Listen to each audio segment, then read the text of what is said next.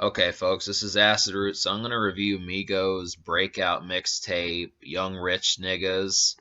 And I kind of figured that I wanted to talk about this just because I feel like the concept of a good mixtape is starting to dissipate.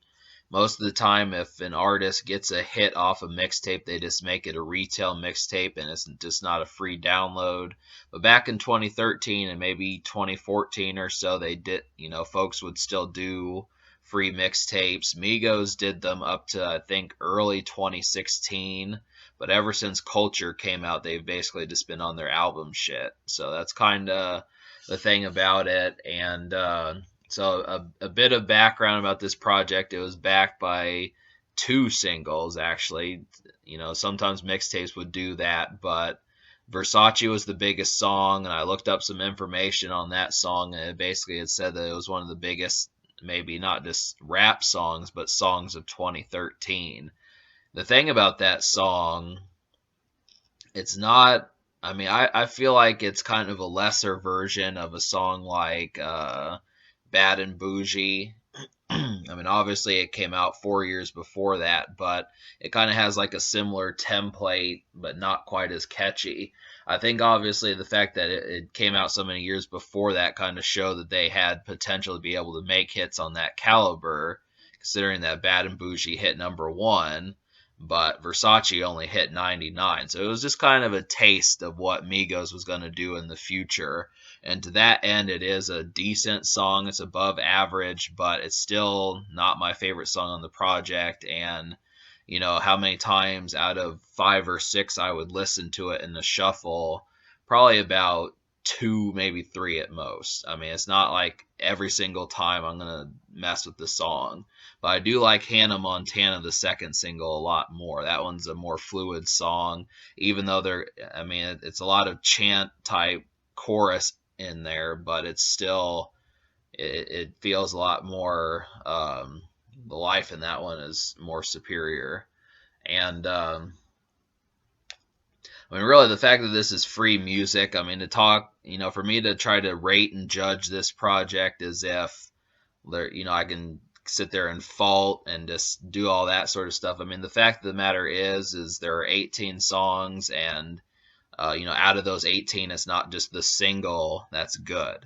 Some mixtapes will come out and the whole thing is basically beneath it.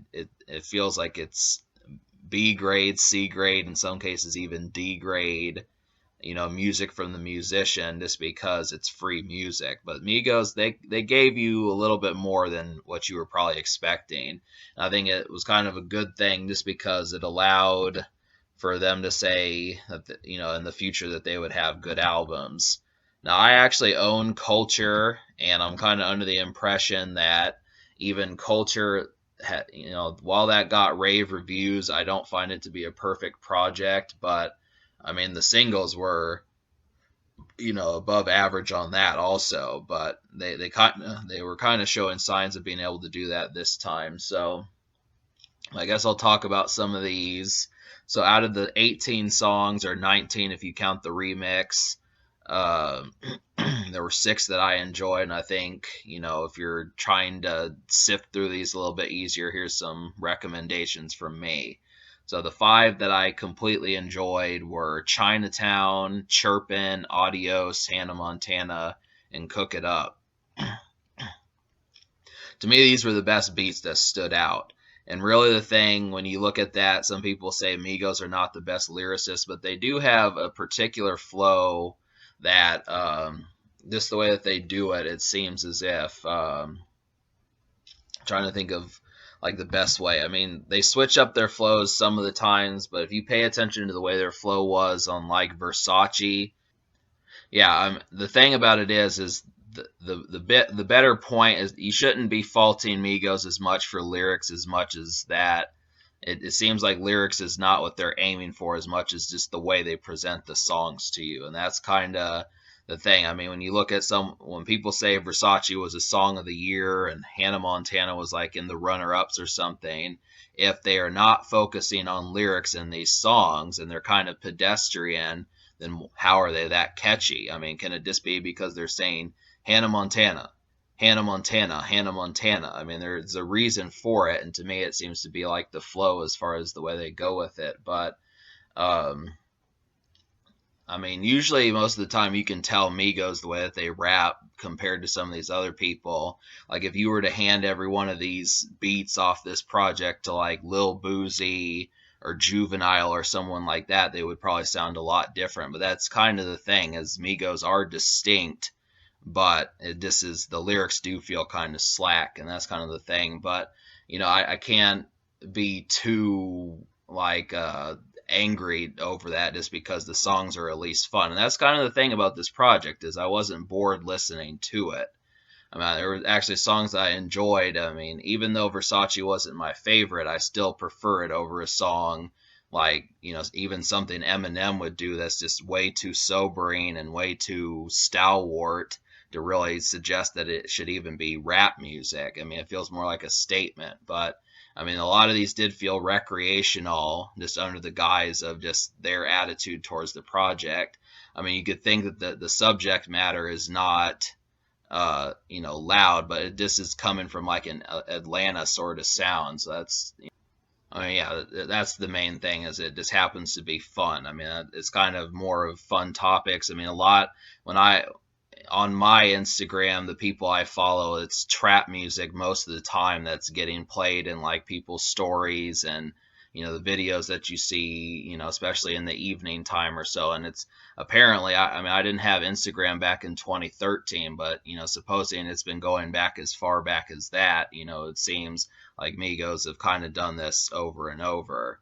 And that is kind of the situation. What I mean by that is just to say that they do make kind of fun, outgoing music, which is more than, it's not just trap that does it. It seems like they kind of had a foothold just considering that the sound seemed different in 2011 than it did in 2014. And it seems like these guys had something to do with that, but that's kind of the thing. So, but there were, I mean, that's, out of 18 songs, there still were quite a few just underwhelming songs on here. And that's kind of, I know it shouldn't be too much of a complaint just because it's all free to begin with, but it just depends upon how critical you are of free music. If you're critical of free music, then yeah, it underperformed. But if you're not, and you're just like, hell, 6 free songs that can be played in a party setting, a vehicle setting and club setting and dance setting, and yeah, there's 5 or 6 of them, maybe a couple more, depending upon your taste, that worked out rather well. This is the thing. I just look at it like that, just to say, well, it's free music, but it's not a perfect project. So I will give it a 6. And I know obviously it would seem because I only liked a third of all the songs on there that shouldn't be the case. But most of the time, mixtapes do not try to that extent.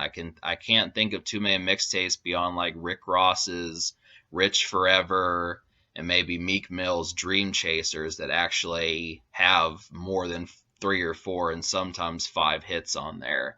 I mean, obviously, me just listing 6 that I enjoyed. The song I was on the fence about was Versace, if you're wanting that 6th song, but wondering that 6th song. But I would suppose I almost liked R.I.P. also, but it seemed like they didn't really do a verse until the very end. So, but that's kind of the main thing there. So I was trying to think of.